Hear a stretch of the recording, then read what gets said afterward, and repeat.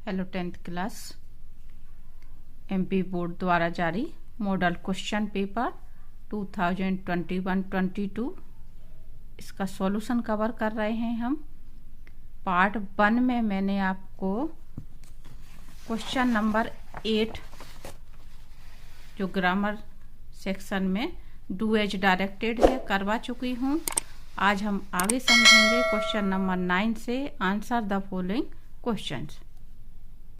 आगे है आपका क्वेश्चन नंबर 9 सेक्शन डी प्रारंभ होता है यहाँ से। आपका ये पूरा आपका जो आपकी इंग्लिश बुक है फर्स्ट फ्लाइट उसके क्वेश्चन आंसर वगैरह सब कुछ मटेरियल उसी में से आएगा। पहला है आपका हु वाज लेंचो। ये जो 6 क्वेश्चन है ये पूरे आपके ऑब्जेक्टिव रहते हैं। लेंचो कौन था? आंसर है आपका farmer. Who was the first black president of South Africa. South Africa का फर्स्ट ब्लैक प्रेसिडेंट कौन था? तो आंसर है आपका Nelson Mandela. In the poem fire and ice fire stands for. Fire and ice poem में fire से कवि का क्या आशय है? Desire. Which plane was the author flying. लेखक कौन सा हवाई जहाज उड़ा रहे थे? तो ये है Dakota. The diary was given to Anne Frank on her 13th birthday. Anne Frank को जो डायरी दी गई थी वो कौन से बर्थडे पे दी गई थी? तो ये आपका तीसरा आंसर है। What are the bakers known as in Goa. Goa में बेकर्स को किस नाम से जाना जाता है? तो आंसर है आपका pader. Siddhartha was sent away for schooling at the age of. Answer आएगा आपका 12। सिद्धार्थ को स्कूल किस उम्र में भेजा गया था? 12 साल की उम्र में। Question number 10A read the following extract from the prose and answer the questions given below. 3 number का है ये आपका। तो ये 10A है। यहाँ पे आपको जो खास बात ध्यान रखनी है कि इसी के तुरंत बाद आपको जो क्वेश्चन नंबर 10B है इसको सॉल्व करना है।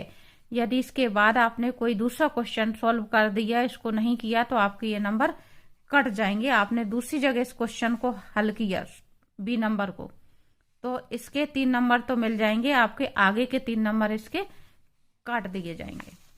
तो आपको ये खास बात यहाँ पे ध्यान रखनी है। ये आपका पैराग्राफ द बेकर और ब्रेड सेलर ये आपका क्वेश्चन बैंक में मैं समझा चुकी हूँ, उसी में से क्वेश्चन आंसर आ रहे हैं, तो वहां से आप इसको देख लें। मैं सिर्फ क्वेश्चन बता रही हूँ। From which lesson has this extract been taken. इस पार्ट से ये आपका लिया गया है। अ बेकर फ्रॉम गोवा इस लेसन का नाम है जिसमें से ये लिया गया है। A baker from Goa.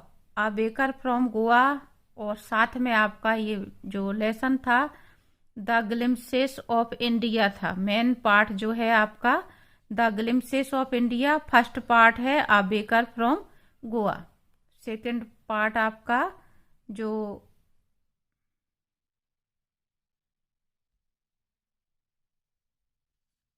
Coorg के ऊपर था और थर्ड आपका टी फ्रॉम असम था। अगला है आपका कवाई मीन्स। तो आपको ये ध्यान रखना है यदि बेकर फ्रॉम गोवा की जगह यहाँ पे नाम दिया हुआ आ जाए ग्लिम्पसेस ऑफ इंडिया और इसका नाम ना हो तो आप उसको राइट करें। कवाई मीन्स कवाई का क्या मतलब होता? A long frock. यहाँ पे आपका सीधा आंसर दिया हुआ है a single piece long frock. और अगला है in author's childhood what was the dress of the baker. जब लेखक बच्चे थे तो बेकर की क्या ड्रेस थी, क्या कपड़े पहनते थे? तो यहाँ पे आपका आंसर आ रहा है bearing a shirt and trousers. तो आंसर आपका तीसरा शर्ट एंड ट्राउजर्स रहेगा। सेकंड क्वेश्चन है इसी का। Read the following extract from the poem and answer the questions given below. तो ये जो पोयम है ये भी क्वेश्चन बैंक में से आई हुई है। ये मैं आपको क्वेश्चन बैंक में समझा चुकी हूँ। Name the poet of above poem. तो इसमें है रॉबर्ट फ्रॉस्ट। ये आपको पोइट के नाम, कोई सी भी पोयम है बहुत अच्छे से याद करके चलना है क्योंकि सभी में ये क्वेश्चन आ रहा है। What did the crow shake on the poet, तो ये आंसर आएगा आपका डस्ट ऑफ स्नो। और नेक्स्ट है आपका where was the crow on hemlock tree. Crow कहाँ बैठा होता है? हेमलॉक पेड़ पर। आगे हैं आपके question answer. Answer the following questions in about 30 words any 6। यहाँ पे आपको 7 क्वेश्चन दिए जाते हैं।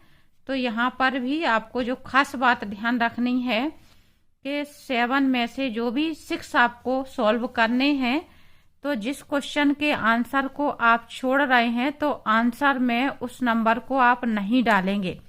मान लो आप 5वें नंबर का नहीं लिख रहे हैं तो आप आंसर नंबर यहाँ तक 4 डालेंगे और अगले को आप क्वेश्चन में जो 6 डाला है तो 6 ही डालेंगे, तब आप इसको 5 नहीं कर देंगे।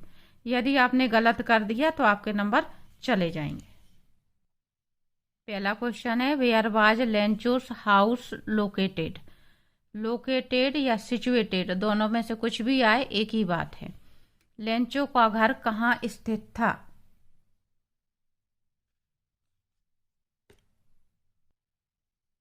क्वेश्चन नंबर 11 आप चाहें तो इस तरह से बीच में डालें या फिर बगल में डालें, लेकिन बगल में जगह कम होती है। आप कोशिश ये करें कि मेन क्वेश्चन नंबर हमेशा बीच में डालें और फिर आंसर नंबर 1, 2, 3 इस तरह से बगल में डालते चलें। जैसे मैंने यहाँ पे प्रश्न आपके लिए लिखा है, आपको एग्जाम में ये प्रश्न नहीं लिखना है, सिर्फ आंसर नंबर डाल के लिखना है। आंसर है इसका the house was situated on the crest of a low hill. Lencho का जो घर था, यहाँ पे आप लेंचोस हाउस कर सकते हैं। The Lencho's house was situated. Lencho का घर एक छोटी सी पहाड़ी के टॉप पर स्थित था। सेकंड क्वेश्चन है आपका what does courage mean to Mandela. Mandela के लिए साहस का क्या मतलब था? आप चाहें तो अपने में क्वेश्चन आंसर नंबर इस तरह से डाल सकते हैं बीच में। According to Mandela courage is not just absence of fear, it is victory of fear. Mandela के अनुसार साहस केवल डर की अनुपस्थिति नहीं है बल्कि इस पर विजय है। He said that the brave man is not he who does not feel afraid. उनका कहना था कि वीर या बहादुर व्यक्ति वह नहीं है जो डर महसूस नहीं करता, but he who conquers that fear. बल्कि वीर या बहादुर व्यक्ति वह है जिसने अपने डर पर विजय प्राप्त कर ली। थर्ड क्वेश्चन है what compelled the young seagull to fly. यहाँ पे आपके मिसप्रिंट छपी हुई है, स्पेलिंग है YOUNG यंग, सीगल SEAGULLL होगा यहाँ पे। यंग सीगल को उड़ने के लिए किस बात ने मजबूर किया? The young seagull was hesitant to fly and acting like a coward. जो युवा सीगल था वह उड़ने से झिझक रहा था और कॉवर्ड की तरह व्यवहार कर रहा था, डरपोक कायर की तरह व्यवहार कर रहा था। His family left him alone to starve as they wanted to teach him to get his own food. उसके परिवार वालों ने उसको भूखा छोड़ दिया ताकि वो उसे स्वयं भोजन ग्रहण करना सिखा सकें। Since he was starving, he got so maddened by the sight of food which compelled him to finally fly. चूंकि वह भूखा था तो जो भोजन का दृश्य था, भोजन के दृश्य ने उसको इतना पागल कर दिया या इतना मजबूर कर दिया कि अंत में उसको उड़ना ही पड़ा। Question number 4 why does Anne want to keep a diary. ये आपका प्री बोर्ड में आ चुका है और ये सेकंड वाला भी आपका प्री बोर्ड में पूछा जा चुका है। Anne had no friends with whom she could talk about or share her personal things. Anne का कोई मित्र नहीं था, यानी कोई सहेली नहीं थी जिसके साथ में वह अपनी मन की बातों को कह सके और शेयर कर सके। She had a lot of things going on in her mind, so she decided to maintain a diary. उसके दिमाग में बहुत सारी बातें चलती रहती थीं, इसलिए उसने निश्चय किया कि वह डायरी लिखेगी। फिफ्थ क्वेश्चन है, why did Wanda Petronski sit in the last row of the class? Wanda Petronski अपनी क्लास में पीछे वाली लाइन में क्यों बैठती थी? ये आपका जो फर्स्ट क्वेश्चन है उसी को थोड़ा सा चेंज करके दिया हुआ है। ये क्वेश्चन आपका जो लेसन में दिया हुआ है, where does Wanda sit and why, उसको दूसरे रूप में उन्होंने इस तरह से लिख दिया है।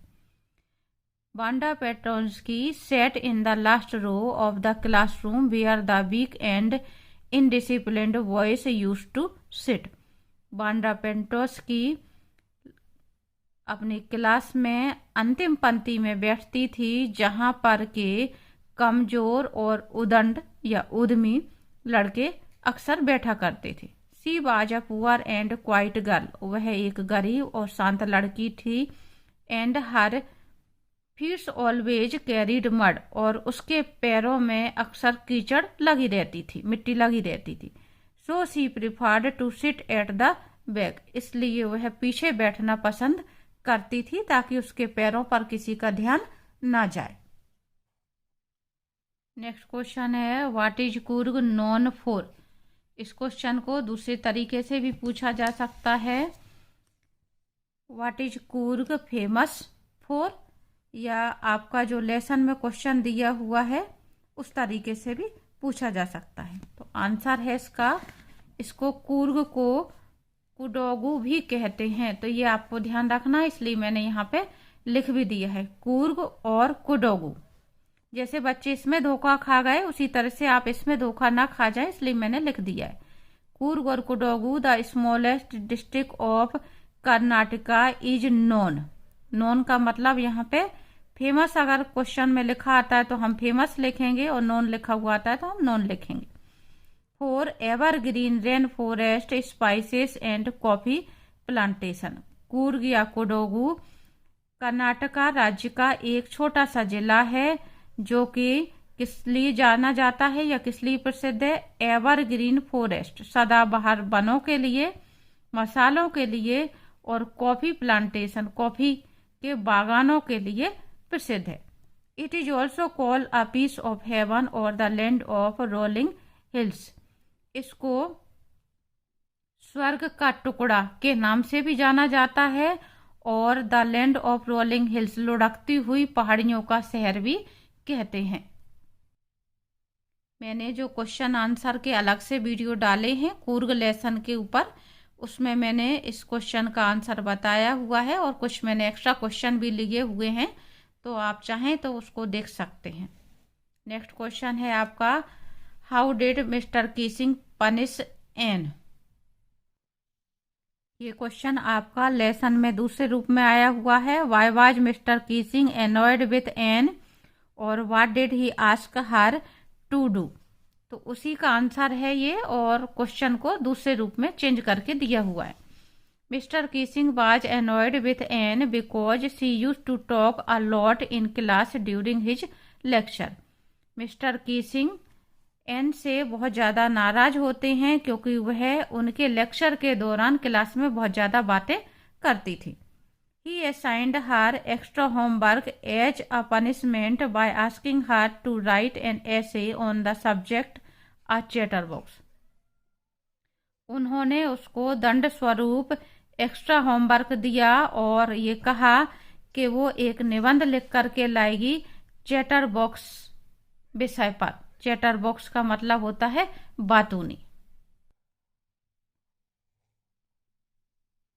आगे है question number 12, answer the following questions in about 30 words. ये आपके पोएम के क्वेश्चन आंसर हैं, एनी टू सॉल्व करने हैं आपको। What does ice stand for in the poem fire and ice? Fire and ice poem में आइस से कवि का क्या आशय है? आंसर है आपका ice stand for hatred in the poem. लेकिन ये एक शब्द के आंसर से आपको 2 नंबर नहीं मिलेंगे। तो आप अगर याद कर सकते हैं तो इस बड़े आंसर को याद करें। 2 नंबर में कम से कम आपको 2 लाइनें तो लिखनी ही पड़ेंगी। I stand for insensitivity, coldness, intolerance, indifference, rigidity and hatred. How does the fog come? The fog comes silently like a cat and no one can sense its arrival.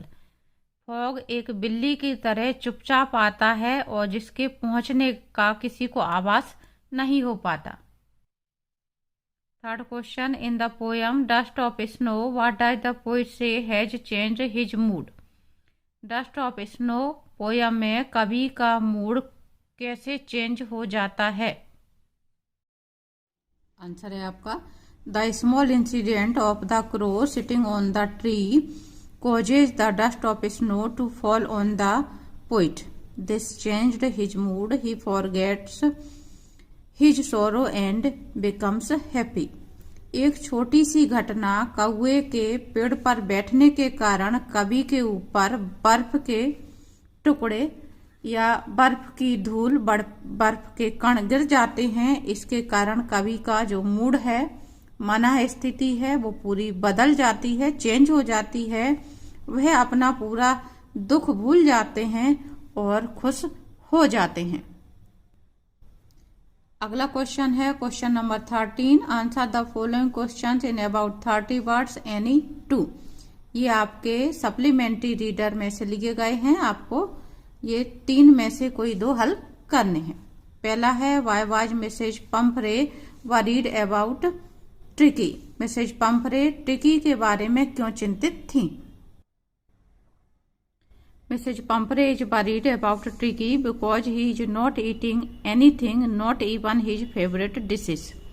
Mrs Pumphrey Tricki के बारे में चिंतित थी क्योंकि वह कुछ भी नहीं खा रहा था, यहाँ तक कि अपनी पसंदीदा चीजों को भी नहीं खा रहा था। He is vomiting and becoming listless. वह उल्टियां कर रहा था और बेजान सा हो गया था। He is painting all day and doesn't want to go for a walk. वह पूरे दिन हाँफता रहता और वह घूमने भी नहीं जाना चाहता था। वरीड यानी चिंतित होना, वॉमिटिंग यानी उल्टियां करना, लिस्टलेस यानी बेजान, फेवरेट यानी पसंदीदा। पेंटिंग का मतलब यहाँ पे है हाँफना। जानवर या कुत्ते आपने देखा होगा जीभ निकाल करके हाँफते रहते हैं, उसको कहते हैं पेंटिंग। नेक्स्ट क्वेश्चन है what was Anil doing when the thief approached him? Anil ने क्या किया जब चोर उसके पास आ रहा होता है? आंसर होगा आपका Anil was watching a wrestling match when the thief approached him. Anil wrestling का मैच देख रहा था जब चोर उसके पास आया। रेसलिंग मीन्स कुश्ती। थर्ड क्वेश्चन है why does Mrs Hall find the scientist eccentric? Mrs Hall को जो साइंटिस्ट था वो सनकी क्यों लगा? There are a few reasons. Answer है आपका इसके कुछ कारण थे। His coming to inn winter. उसका इन यानी सराय या लॉज। लॉज में सर्दियों के ऋतु में आना। His strange appearance. उसका अजीब तरह का रंग रूप। His unwillingness to talk to anybody. उसकी किसी से बात ना करने की इच्छा होना यानी किसी से बात ना करना। His coming for isolation to Iping. Iping में इस तरह से एकांत में उसका आना। All these reasons made Mrs Hall consider him as the eccentric scientist. इन सब कारणों के कारण मिसेज हॉल को जो वैज्ञानिक है वो सनकी लगता है। अगला है आपका question number 14, answer the following questions in about 75 words any 2। ये आपके लेसन के जो क्वेश्चन हैं बड़े वाले, उन्हें आपको करना है और ये आपको कोई 2 सॉल्व करने हैं। यहाँ पे आपको 3 दिए हुए हैं, आपकी चॉइस रहेगी इसमें। तीन में से कोई दो हल करने हैं आपको। पहला क्वेश्चन है what were Lencho's feeling when the hail stopped. ये आपके फर्स्ट लेसन का ही क्वेश्चन है। लेंचो क्या महसूस करता है जब ओले गिरना बंद हो जाते हैं। आंसर है आपका the storm totally destroyed the corn in the field. तूफान के कारण उनकी मक्का की जो पूरी फसल थी वो नष्ट हो गई थी। डिस्ट्रॉयड यानी नष्ट होना। His soul was filled with sadness. उसकी जो आत्मा थी बहुत ज्यादा दुखी हो गई थी। Because all his labour had gone waste. क्योंकि उसकी जो मेहनत थी वो पूरी की पूरी मेहनत बेकार हो गई थी। लेबर का मतलब यहाँ पे मेहनत, वेस्ट यानी बर्बाद हो जाना। He said that they would not have any corn that year and could face starvation if not helped. उसका कहना था कि इस साल उनके पास अब पूरी साल कोई मक्का नहीं रहेगी और उन्हें भूखों मरना पड़ेगा यदि उसकी मदद नहीं की तो। सेकंड क्वेश्चन है how did Mandela hunger for freedom change his life. Mandela की जो स्वतंत्रता के लिए भूख थी उसने उसके जीवन को किस तरह से बदल दिया। ये आपका प्री बोर्ड में पूछा जा चुका है। Mandela hunger for freedom changed the path of his life. Mandela की फ्रीडम के लिए, स्वतंत्रता के लिए जो भूख थी उसने उसके जीवन का रास्ता बदल दिया। पाथ मीन्स रास्ता।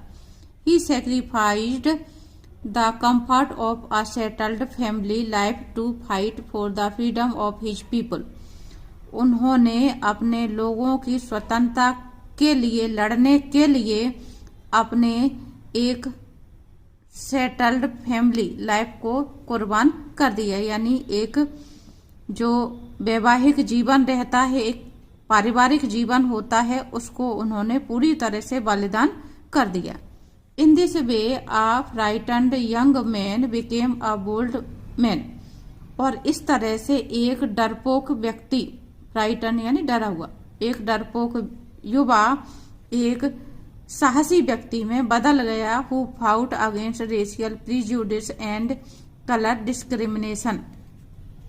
जो कि नस्ल भेद की नीति और रंग भेद की नीति के लिए लड़ा, के खिलाफ लड़ा। ही spent many years in prison for obtaining freedom for his own people. उन्होंने अपने लोगों को स्वतंत्र कराने के लिए कई साल जेल में भी व्यतीत किए। When her son dies, कीसा Gautami goes from house to house. What does she ask? जब कीसा गौतमी के लड़के की मौत हो जाती है तो वो घर घर जाती हैं, तो घर घर जाकर के क्या मांगती हैं। ये आपका लास्ट लेसन जो है द सरमन एट बनारस, उसका क्वेश्चन है।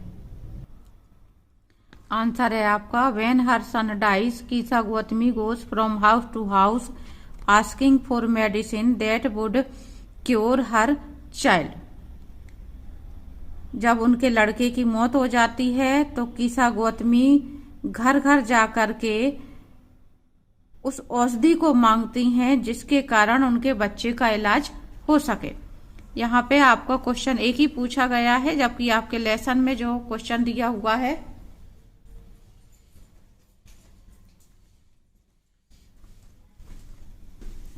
उसमें 2-3 क्वेश्चन मिलाकर के पूछे गए हैं। तो ये आपका क्योंकि बड़े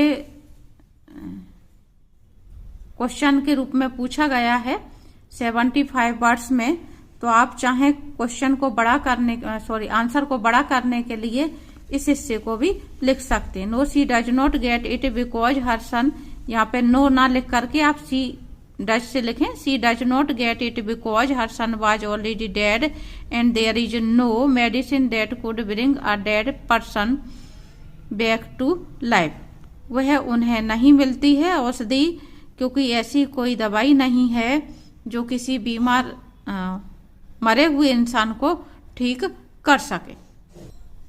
question number 15 compare the life of a tiger in a cage and in a forest as described in the poem a tiger in the zoo in about 75 words.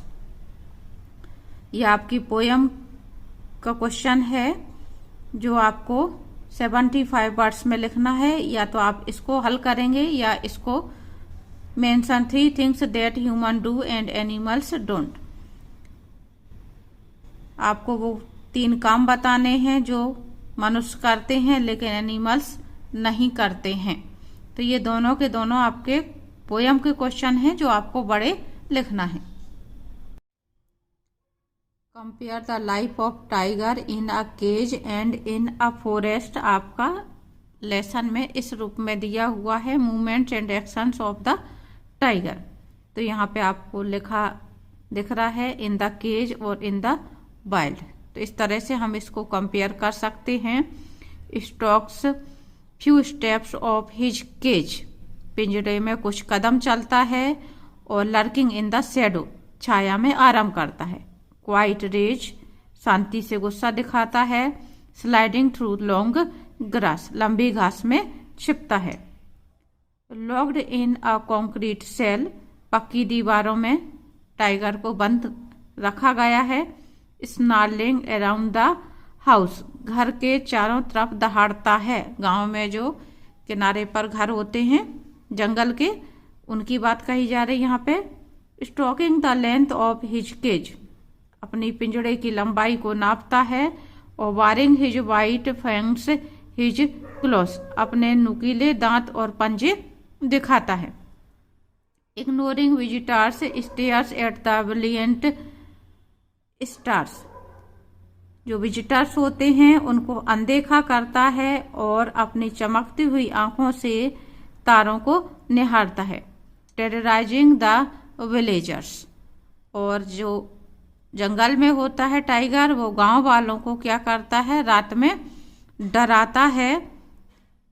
इस तरह से ये जो 5 पॉइंट हैं, इनके द्वारा आपके पोयम में जो टाइगर जू में है और जो टाइगर फॉरेस्ट में है उसकी तुलना की गई है। तो यहाँ पे इन द केज लिखा है, आप इन द जू लिख सकते हैं। और यहाँ पे इन द वाइल्ड लिखा है तो इन द फॉरेस्ट लिख सकते हैं। आपके क्वेश्चन में जो चीज लिखी हुई आए आपको वो लिखना है।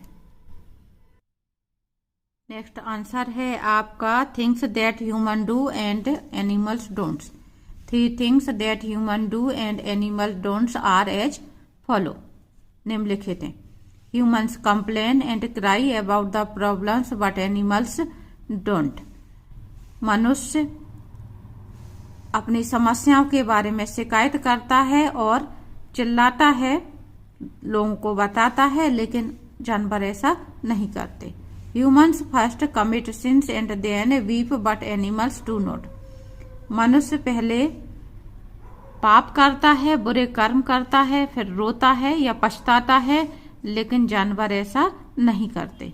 Humans are made for money and luxury but animals are not, मनुष्य या मानव जो है वो धन और लग्जरी विलासिता की चीजों को इकट्ठा करने के लिए पागल होता है, लेकिन जानवर ऐसा नहीं करते। जानवरों को किसी चीज का मोह नहीं होता है, मनुष्य को इन सब चीजों का मोह होता है। तो ये 5 इनके बारे में बातें बताई जा रही जो मनुष्य काम करता है लेकिन जानवर ऐसा नहीं करते। नेक्स्ट क्वेश्चन है why does Bholi's marriage not take place, Bholi की जो शादी होती है वो क्यों नहीं हो पाती है। आंसर है the marriage doesn't take place because, शादी नहीं होती है क्योंकि Vishambar sees black pock marks on Bholi's face, क्योंकि विशंभर भोली के चेहरे पर चेचक के दाग देख लेता है। He refuse to marry her unless he is given 5000 rupees, वह भोली से शादी करने से मना कर देता है यदि उसको 5000 रुपए नहीं दिए जाते हैं तो, यानी उसने शादी करने के लिए 5000 रुपए दहेज में मांग लिए होते हैं। Ramlal gives him the money, Ramlal वह पैसे उसको 5000 दे देता है। बट भोली calls Vishambhar a mean and greedy person, लेकिन भोली विशंभर को एक नीच और लालची इंसान कहती है। सी रिफ्यूजेड टू मैरी हिम, और उससे शादी करने से मना कर देती है, इस कारण से उसकी शादी नहीं हो पाते। लास्ट क्वेश्चन है आपका, how did the invisible man first become visible. ये भी आपका प्री बोर्ड में आ चुका है। आंसर है, the invisible man Griffin first became visible after he slipped into a big London store for keeping warm and overslept there while wearing some clothes taken from the store. Invisible man Griffin सबसे पहले कब दिखा, जब वह London के big store में अपने आप को गर्म रखने के लिए घुस जाता है और कपड़े पहन करके रात भर वहीं सोता हुआ रह जाता है। The clothes made him visible to the shop assistant when the shop opened in the morning. और जब सुबह शॉप के असिस्टेंट दुकान खोलते हैं तो वह कपड़ों के कारण उन्हें दिखाई दे जाता है। And to escape from them he had to shed all his clothes to become invisible again। और उनसे बचने के लिए वह फिर से पूरे कपड़े उतार के फेंक देता है। इस तरह से वो वापस से इनविजिबल हो जाता है, यानी अदृश्य हो जाता है। यहाँ पे आपका जो मॉडल क्वेश्चन पेपर का सॉल्यूशन था वो कंप्लीट होता है। उम्मीद करती हूँ आपको समझ में आ गया होगा।